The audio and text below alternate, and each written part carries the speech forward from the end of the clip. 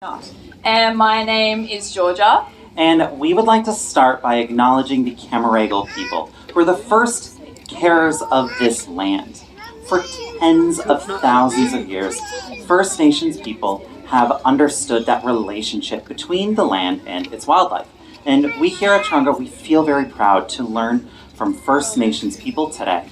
That's right, Scott. And no matter where you're from or where you live, every day there are opportunities to see and to connect with remarkable birds. And they really are all around us. And all you have to do is look up. Kicking us off this morning, we're going to be joined by Stellar, the black kite.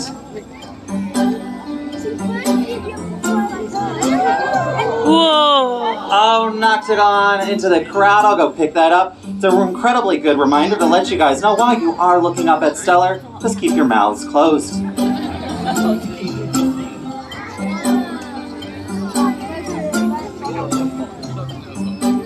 Let's give that another try, Stell. Nice catch. Now that is exactly how she'd be eating out in the wild. She'd be catching the food in the air and bringing it to her mouth without ever having to stop to land. A bird like this can be competing with about 100 other of their same species at a time. So being able to land in the air and be able to eat in the air is an incredibly efficient way to do it. Wow! Hello. All right, got one more piece for her today. Give this a go. Oh, great work, Stellar. Incredible aerial acrobatics today. And watch her head on home. Stellar, the black kite.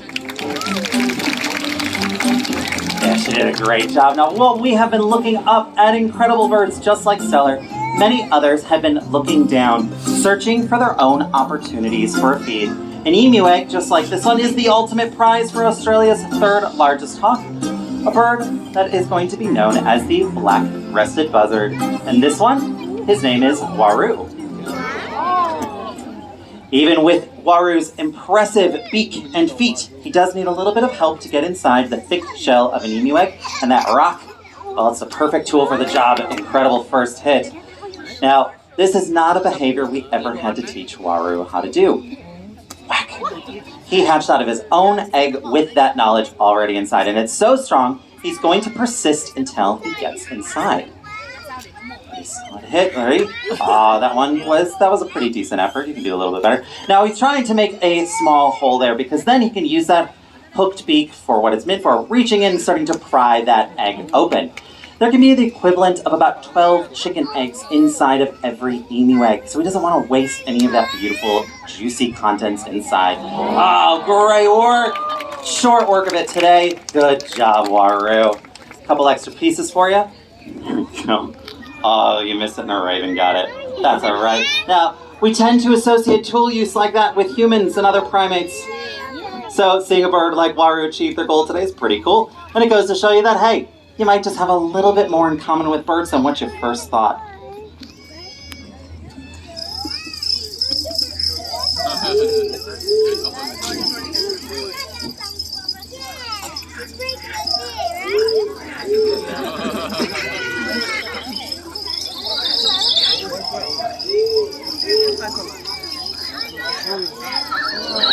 Ever get that feeling that you're being watched? Owls are everywhere. You might not always see them in your own backyards, but they can certainly see you, whether you're out in the country or right here in the city.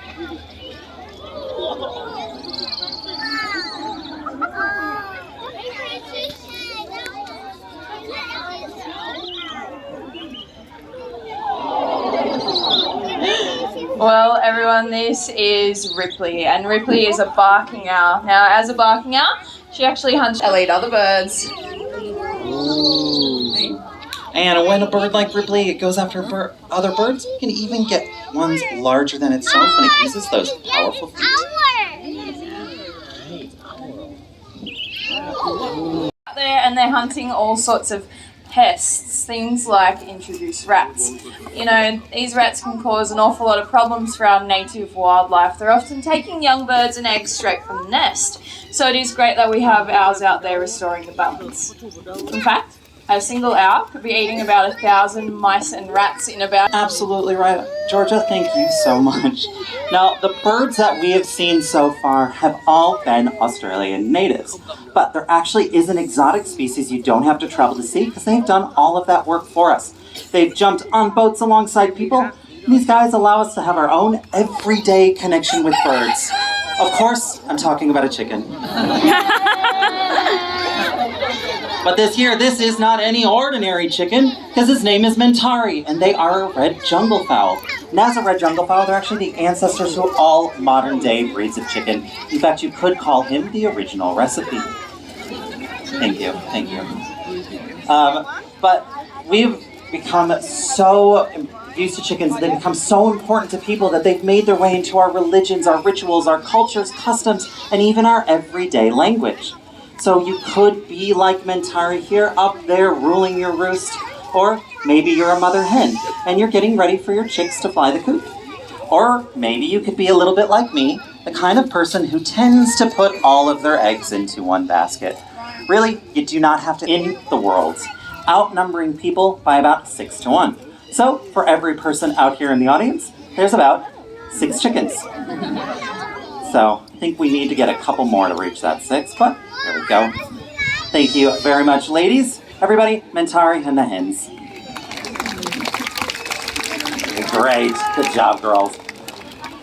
A connection with birds. I'm not oftentimes thinking about chickens, because here in Australia, out of the over 800 different species of birds, over 50 of them happen to be parrots, which has earned us the nickname the Land of Parrots. So for most of us, it's as simple as a step into our own backyards to experience the beauty that really is all around us.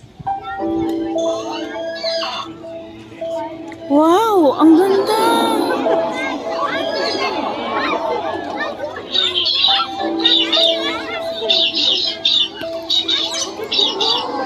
Wow.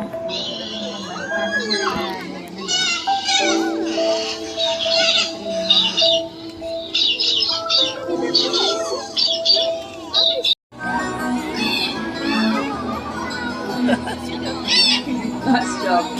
Now, when we think of cockatoos, we often think of messy eaters, but whilst they are generally making a mess, they're also potentially dropping seeds that allows trees to grow and entire ecosystems to flourish.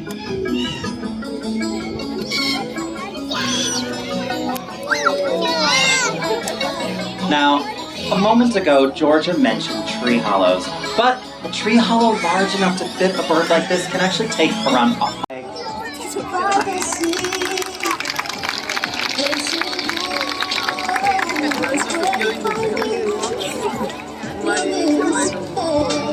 Never satisfied.